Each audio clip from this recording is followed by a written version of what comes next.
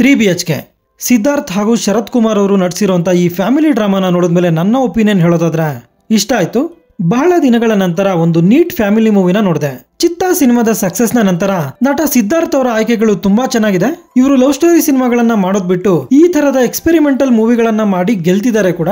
Middle class content ನ ಇಟ್ಕೊಂಡು ಒಂದೊಳ್ಳೆ ಸಿನಿಮಾ ಮಾಡಿದ್ರೆ ಆ ಮೂವಿ ಗೆದ್ದೇ ಗೆಲ್ಲುತ್ತೆ ಅನ್ನೋದನ್ನ ಇದು ಮತ್ತೊಮ್ಮೆ ಪ್ರೂವ್ ಮಾಡಿದೆ. ಈ ಮೂವಿಯ ಪ್ಲಾಟ್ ವಿಷಯಕ್ಕೆ ಬರೋದಾದ್ರೆ, ಬಾಡಿಗೆ ಮನೆಯಲ್ಲಿರುವಂತ ವಾಸುದೇವನ್ ಹಾಗೂ ಅವರ ಕುಟುಂಬಕ್ಕೆ ಒಂದು ಸ್ವಂತ ಮನೆ ಮಾಡ್ಕೋಬೇಕು ಅನ್ನೋದು ಅವರ ಬಹಳ ದಿನಗಳ ಕನಸು.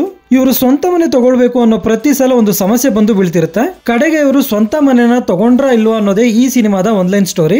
ಮೇನ್ ಪ್ಲಾಟ್ ಇದೆ ಆದ್ರೂ ಕೂಡ ಸಿನಿಮಾದಲ್ಲಿ ಸಾಕಷ್ಟು ಮಿಡಲ್ ಕ್ಲಾಸ್ ಗೆ ಸಂಬಂಧಿಸಿದಂತ ಸಬ್ ಪ್ಲಾಟ್ಸ್ ಗಳಿದಾವೆ.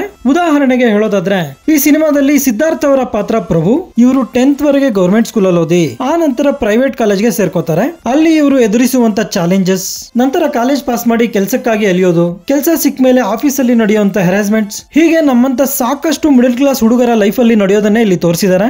ಸಿನಿಮಾದಲ್ಲಿ ನನಗೆ ತುಂಬಾ ಇಷ್ಟವಾದ ಅಂಶ ಏನಂದ್ರೆ, ಎಮೋಷನಲ್ ಸೀನ್ಸ್ ನ ಓವರ್ ದ ಟಾಪ್ ಅನ್ನೋ ತರ ಬರ್ಕೊಳ್ದೇ ಇರೋದು. ಇಲ್ಲಿ ಸಾಕಷ್ಟು ಸೆಂಟಿಮೆಂಟ್ ದೃಶ್ಯಗಳು ಬಂದ್ರು ಕೂಡ ಅದೆಲ್ಲೂ ಕೂಡ ಓವರ್ ದ ಟಾಪ್ ಅನ್ನೋ ತರ ಇರಲ್ಲ. ಈ ದೃಶ್ಯಗಳನ್ನ ತುಂಬಾ ನ್ಯಾಚುರಲ್ ಆಗಿ ಬರ್ಕೊಂಡಿದ್ದಾರೆ. ಅದೇ ತರ ತೆರೆ ಮೇಲೆ ಕೂಡ ತಂದಿದ್ದಾರೆ. ಮೂವಿ ಸ್ಟಾರ್ಟ್ ಆದ ಸ್ವಲ್ಪ ಹೊತ್ತಿಗೆ ನಾವು ಕೂಡ ವಾಸುದೇವನ್ ಕುಟುಂಬದ ಜೊತೆಗೆ ಟ್ರಾವೆಲ್ ಮಾಡ್ತೀವಿ. ಸುಮಾರು 2.25 ಗಂಟೆ ಡ್ಯೂರೇಷನ್ ಇರುವಂತ ಈ ಸಿನಿಮಾನ ನೋಡ್ತಿರೋಷ್ಟೊತ್ತು ಒಂದು ದೊಡ್ಡ ಸಿನಿಮಾ ನೋಡಿದ ಅನುಭವ ಆಗುತ್ತೆ. ಆ ಕಾರಣದಿಂದ ಈ ಮೂವಿ ಸ್ವಲ್ಪ ಜನಕ್ಕೆ ಸ್ಲೋ ಅನಿಸಬಹುದು, ಆದ್ರೆ ನನಗೆಲ್ಲೂ ಬೋರ್ ಆಗ್ಲಿಲ್ಲ. ಇಲ್ಲಿ BGM ಸಿನಿಮಾದಲ್ಲಿ ಬರುವಂತ ಎಮೋಷನಲ್ ಸೀನ್ ಗಳ ತೂಕವನ್ನ ಮತ್ತಷ್ಟು ಹೆಚ್ಚಿಸಿದೆ.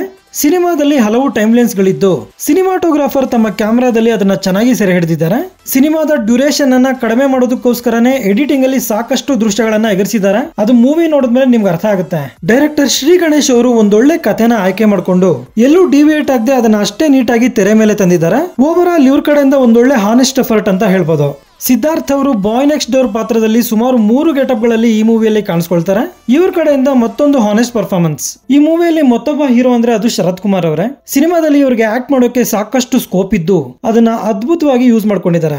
ಸಿನಿಮಾದಲ್ಲಿ ಇವ್ರಿಗೂ ಕೂಡ 3 ಶೇಡ್ಸ್ ಇದ್ದು ತಮ್ಮ ಹಾವಭಾವಗಳಿಂದ ತುಂಬಾ ಚೆನ್ನಾಗಿ ನಟಿಸಿದ್ದಾರೆ. ಸಿದ್ಧಾರ್ಥ್ ಅವರ ತಂಗಿ ಪಾತ್ರದಲ್ಲಿ ನಟಿಸಿರುವಂತ ನಟಿ ಕೂಡ ಚೆನ್ನಾಗಿ ಆಕ್ಟ್ ಮಾಡಿದ್ದಾರೆ. ದೇವಯಾನಿ ಅವ್ರಿಗೂ ಕೂಡ ಒಂದೊಳ್ಳೆ ರೋಲ್ ಸಿಕ್ಕಿದೆ ಇಲ್ಲಿ. ಇವರುಗಳನ್ನ ಹೊರತುಪಡಿಸಿ ನಮ್ಮ ಚೈತ್ರ ಆಚಾರ್ ಅವರಿಗೆ ಈ ಸಿನಿಮಾದಲ್ಲಿ ಚಿಕ್ಕದಾದ್ರೂ ಕೂಡ ಒಂದು ಚೊಕ್ಕವಾದ ಪಾತ್ರ ಸಿಕ್ಕಿದೆ. ಸಿದ್ಧಾರ್ಥ್ ಹಾಗೂ ಇವರ ನಡುವೆ ಒಂದು ಸಣ್ಣದಾದ ಕ್ಯೂಟ್ ಲವ್ ಸ್ಟೋರಿ ಇರುತ್ತೆ. ಚೈತ್ರ ಆಚಾರ್ ಅವರಿಗೆ ಒಂದು ನೆನಪಿನಲ್ಲಿ ಉಳಿಯುವಂತ ಪಾತ್ರ ಅಂತ ಹೇಳ್ಬೋದು. ಇಲ್ಲಿ ಅನಾವಶ್ಯಕವಾದ ದೃಶ್ಯಗಳಾಗ್ಲಿ ಹಾಡುಗಳಾಗ್ಲಿ ಇಲ್ಲ. ಮೂವಿಲಿ ಯಾವುದೇ ರೀತಿಯ ಅಡಲ್ಟ್ ಕಂಟೆಂಟ್ ಇರಲ್ಲ. ಆರಾಮಾಗಿ ಫ್ಯಾಮಿಲಿ ಜೊತೆ ನೋಡಬಹುದು. ಒಟ್ಟಾರೆ ಹೇಳೋದಾದ್ರೆ, ನೀವೇನಾದ್ರೂ ಫ್ಯಾಮಿಲಿ ಜೊತೆ ಕುತ್ಕೊಂಡು ಒಂದೊಳ್ಳೆ ಸಿನಿಮಾನ ನೋಡ್ಬೇಕಂದ್ರೆ ಈ 3 BHK ಸಿನಿಮಾನ ನೋಡಬಹುದು. ಸದ್ಯಕ್ಕೆ ಥಿಯೇಟರ್ ಅಲ್ಲಿ ಇದೆ, ಸಾಧ್ಯವಾದ್ರೆ ಹೋಗಿ ನೋಡಿ. ಇಲ್ಲಾಂದ್ರೆ ಹೆಂಗಿದ್ರು OTT ಬರುತ್ತೆ, ಅವಾಗ ಮಿಸ್ ಮಾಡಬೇಡಿ. ಇದಾಗಿರುತ್ತೆ 3 BHK ಮೂವಿ ಬಗೆಗಿನ ನನ್ನ ಒಂದು ಒಪಿನಿಯನ್. ಈ ವಿಡಿಯೋ ನಿಮ್ಗೆ ಇಷ್ಟ ಆಗಿದ್ರೆ ಒಂದು ಲೈಕ್ ಕೊಟ್ಟು ನನ್ನ ಚಾನೆಲ್ ನ ಸಬ್ಸ್ಕ್ರೈಬ್ ಮಾಡ್ಕೊಳ್ಳಿ. Thank you.